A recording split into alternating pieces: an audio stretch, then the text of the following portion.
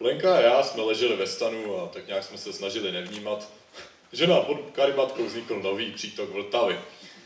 Lenka, ta otevřela deník a četla. Bouřka.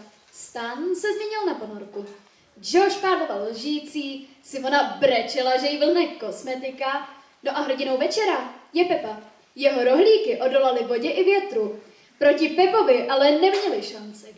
Pak se tak na mě podívala a dodala. Tohle je nejlepší tábor ever. Pokud ho teda přežiju.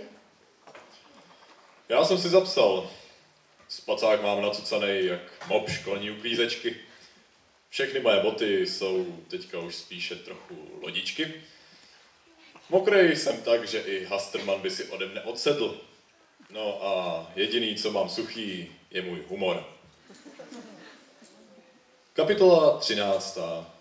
Rozcvička. Smrt za zvuku píšťalky. Ráno 6:01. Budíček. Slunce to ještě nevstalo.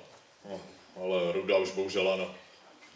Měl čelovku, píšťalku a očividnou chuť nám zničit celý den.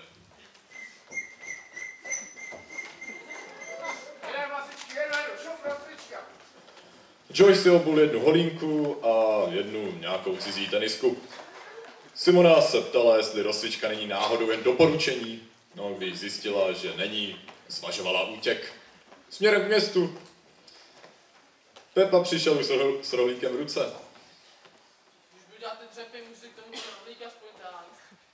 Píšťalkový diktátor Ruda křičel. Jedem, teďko bude poběh kolem tábora a pak kliky, jedu. Kliky? No, já jsem se pokusil o jeden. Země se mě vysmála. Další část cvičení převzali Matouš a Honza. No, potěš.